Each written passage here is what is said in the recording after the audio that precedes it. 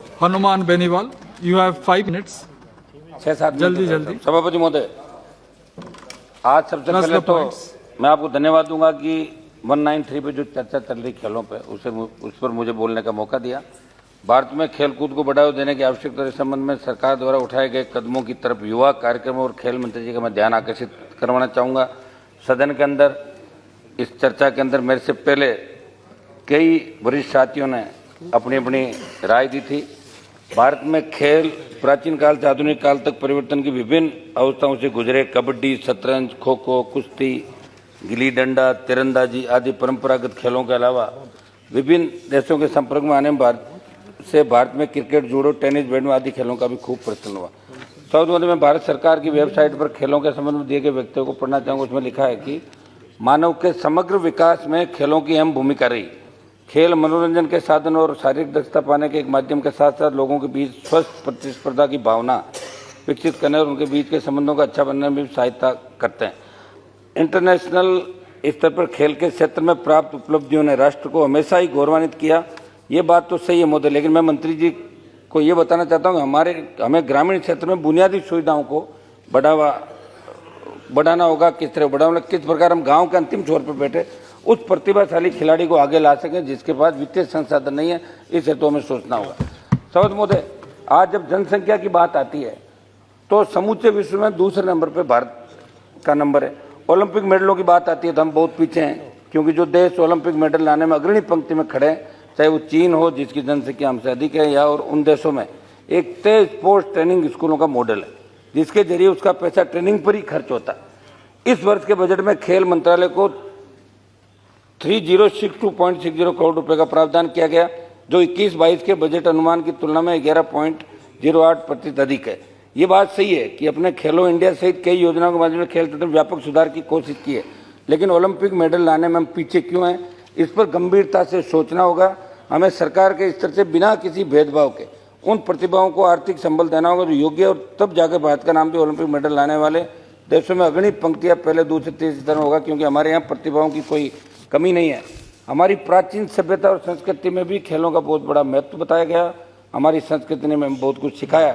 बस जरूरत है सरकार गांव के अंतिम छोर पर बैठे प्रतिभा को पहचान कर उसकी मदद करे। और इसी क्रम में मैं मांग करूंगा कि केंद्र के स्तर से खेलों को बढ़ावा देने, प्रतिभाओं को आगे लाने के लिए ग्रामीण क्षेत्र में ज़्यादा से ज़्यादा बजट जारी किया जाए। सब बोधे हमें खिलाड़ियों की भावनाओं को समझना होगा। अगर किसी के साथ कहीं अन्याय होगा तो उसे हमें समझना होगा, लेकिन शासन प्रशासन के स्तर से कई बार अंदर की किसी खिलाड़ी की जान तक ले लेती है। कुछ ऐसा ही मामला मैंने लोकसभा में उठाया था कि किस प्रकार अंतर्राष्ट्रीय पहलवान बनने की इच्छा दिल में लेकर बैठी और इसके लिए मेहनत करने वाली 17 वर्षीय पहलवान रितिका कुमारी ने फांसी लगाकर आत्महत्या कर ली। उसे विजेता होने के बावजूद भरतपुर में आयोजित प्रतियोगिता में उप विजेता घोषित कर दिया गया।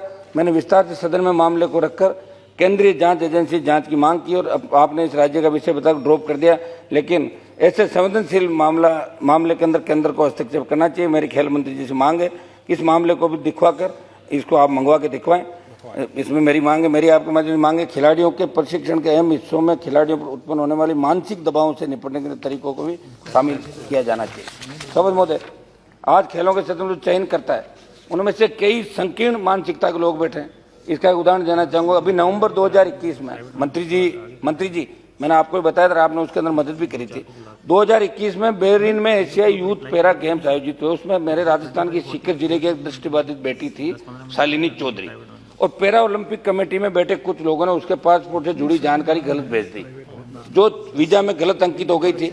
मैंने आपसे बात करी, आपने करवाया, लेकिन तब तक उसका एक मैच हो चुका था वहां पे। ये अपने यहाँ की जो गलतियां थी आपके डिपार्टमेंट की, ऐसे मामलों में आप जांच करा के जो भी दोषी हो उनके खिलाफ कार्रवाई, ताकि आइंदा जैसी घटनाओं की पुनरावृत्ति नहीं हो देश के अंदर। ये बहुत बड़ी बात है सर। मैंने पत्र लिखा, आपने मदद भी करी। ऐसी इरादतन त्रुटि के कारण कैसे हम प्रतिभाओं का नुकसान होने दे रहे हैं, इस पर सरकार को ध्यान देने की आवश्यकता है। मेरी प्रमुख मांगे रहेगी सभा महोदय,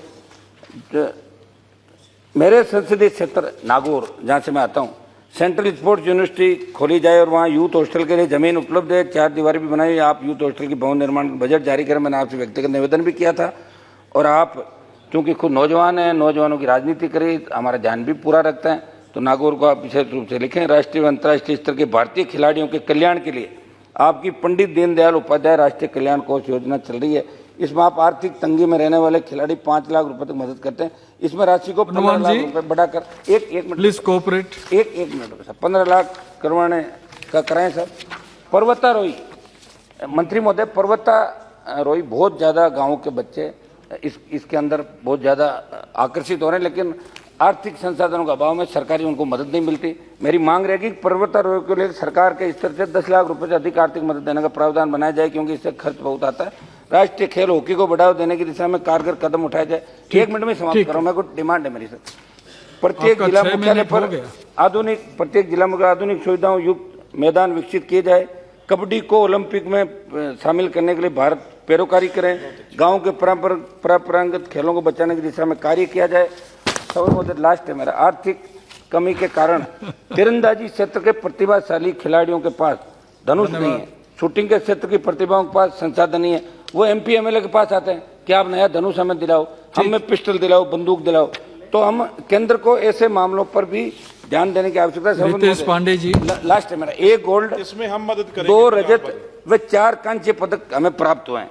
अमेरिका, जापान व चाइना की तुलना में हमारा मेडल लेने का आंकड़ा बहुत कम है। सब मैं निवेदन इतना ही करूंगा, जितना बड़ा हमारा देश है, जब ओलंपिक एक मिनट समाप्त करूं सर, जब ओलंपिक एशियाड होते तो पूरा देश टेलीविजन पे लोग छुट्टी मनाते करते हैं, लेकिन जब पदक जीतते हैं और हम एक पदक से इतने खुश हो जाते हैं और फिर आप लोग यहाँ दिल्ली से बयान जारी करते हो कि इंडिया बहुत आगे हो गया। किधर आगे हो गया?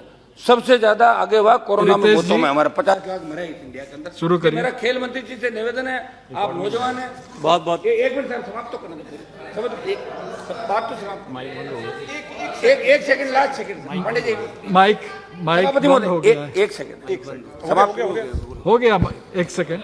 मेरा मंत्री जी आपसे निवेदन है कि आप हमेशा नौजवानों की तरफ ध्यान रखते हैं और करा जी का टाइम ज्यादा सर। रितेश जी, आपका समय, आप बैठे हो सर, 1 सेकंड तो कराओ आप, हम थर्ड के लोग हैं। बहुत बहुत धन्यवाद अधिष्ठाता महोदय। हो गया। पांडे जी मानोगे नहीं आप, 1 सेकंड मेरी बात तो पूरी करें प्लीज। बोलने नहीं देगा इसको।